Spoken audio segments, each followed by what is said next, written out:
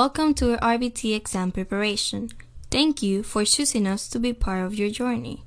Let's begin by looking at the exam's distribution. It is composed of 85 questions and it must be finished in 90 minutes. And out of those 85, only 75 will be graded. The rest will be used to verify the quality of the exam. Always remember that to pass the exam, your score must be at least 200 points. If you need any further information, you can find this at www.bacb.com.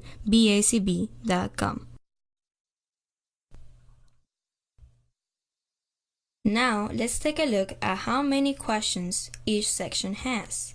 The exam contains questions from assessing behavior to professional conduct and scope of practice. As we can see, assessing behavior has 8, skill acquisition 24, behavior reduction 12, measurement 10, documentation and reporting 10, professional conduct and scope of practice 11. Assessing behavior is the one that has the least amount of questions. But this does not mean that it's the least important one. PrEpxam considers this section to be one of the most important ones, since in here we will find all the basic terms we will need later on to facilitate our understanding of future sections. Now, let's begin by identifying some basic terms. For example, what's a behavior? Sometimes something as simple as what is a behavior could be very difficult to answer. A behavior is simply anything that an organism does involving action and response to a stimulation.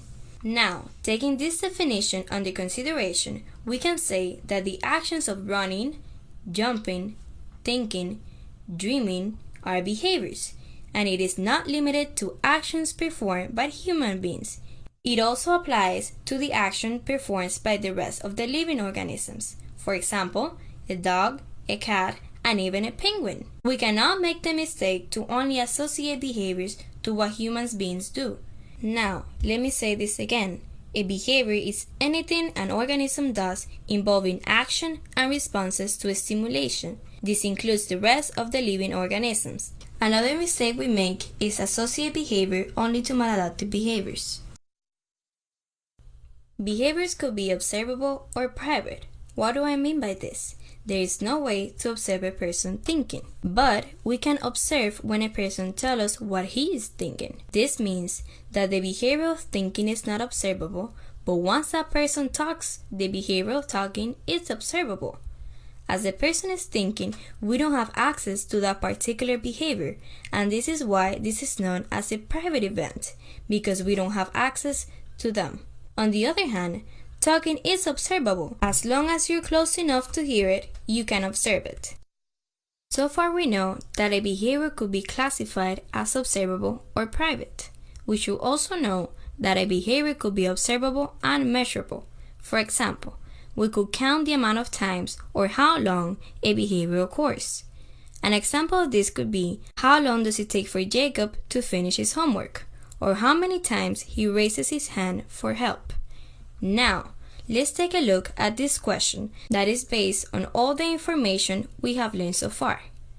Which of the following is an example of an observable behavior? A. Talk. B. Sad. C. Happy. D. Mad. Now, I'll give you some time to answer this question.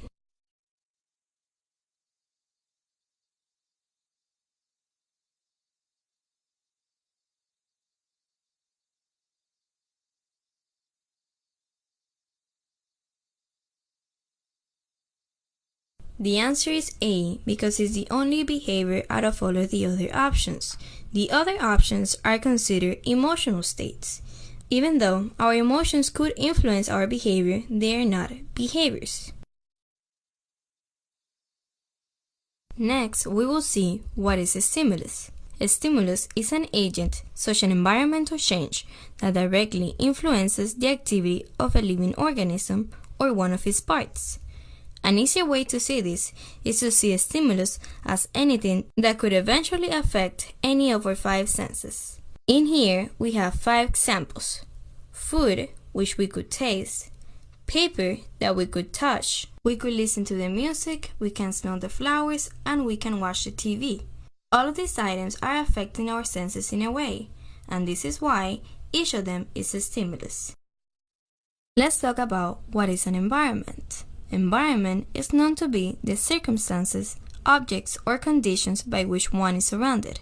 If we use what we have learned until this point, we can say that an environment is composed of different stimuli.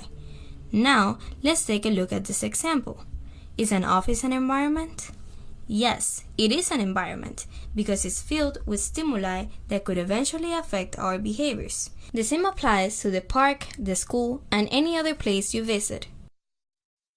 Let's compare these two tests. One will be called the client stimuli and the other one will be called new stimuli brought by the RBT. If we look closely to the one on the left, there are 3 cubes that have different characteristics to those cubes on the right, and the same will apply if we compare all of the other objects. They will be similar, but they will still have different characteristics. So we could say that the left side is filled with items that are natural to the client. On the right side, once the RBT brings and arranges the items, he's creating the environment for the client. To conclude, when our client is surrounded by objects that he's familiar with, this is known to be a naturalistic environment. On the other hand, when we create and arrange the environment by bringing the stimuli, this is known as contrived environment. What do we know so far? We have talked about behaviors, stimulus, and environment. We know that a behavior is any action done by living organisms. Here, we can see 2 examples of stimuli, which are the music and the car. We also learned that an environment is surrounded by stimuli that could eventually affect our behavior. Let's remember that a behavior could be private, observable, and measurable. In private behaviors, we don't have access to them. Observable behaviors, we have access to them as long as you're close enough to see it. We have also learned that a stimulus is anything that could eventually affect our 5 senses. We have learned that an environment could be contrived or naturalistic. A contrived environment is when we bring and arrange the stimuli. A naturalistic environment is when the client is interacting with the stimuli he's familiar with. Next, we will learn what is an event. An event is a change in the environment, resulting in the presence or removal of stimuli. Now, we have 2 types of events. One is a public event, which could be the light change from red to green. You could observe it as long as you're close enough to do so. This is not the case when we're talking about private events. These events are only observable by the person doing it. As a conclusion, we could say that a behavior can always be an event, but an event is not always a behavior. This is because a behavior is done by living organisms. One event can be done by living organisms or anything else, such as thunder, lightning, rain, and other natural events. What is direct observation? It is very important to know that during direct observation, we only observe the behaviors and collect the data. We do not ask any questions or guide the client to complete any task. We observe our client in different environments to see how our client responds to different stimuli. When we conduct a direct observation in a naturalistic environment, this is known as naturalistic observation. A trained observer collects all the data in a natural environment. When we conduct the observation in an arranged environment specifically to facilitate the occurrence of a specific behavior, this is known as contrived environment. Let's talk about stimulus control. Stimulus control is the extent to which a behavior is influenced by different stimulus conditions. In this example, we can see how the behavior of our client changes once the tablet is presented. The reason why we use stimulus control is to see how different stimuli could affect our client's behavior. What have we covered so far? We talked about the exam distribution, we learned about behaviors, private behaviors, observable behaviors, measurable observable behaviors, stimulus, the environments, which we have naturalistic environment and contrived environment. We also learn about an event, private events and public events, direct observation, naturalistic observation, contrived observation, and lastly, stimulus control. Here on the right side, you can see what we will cover next on part 2 of assessing behavior. Thank you for watching us. It has been my pleasure.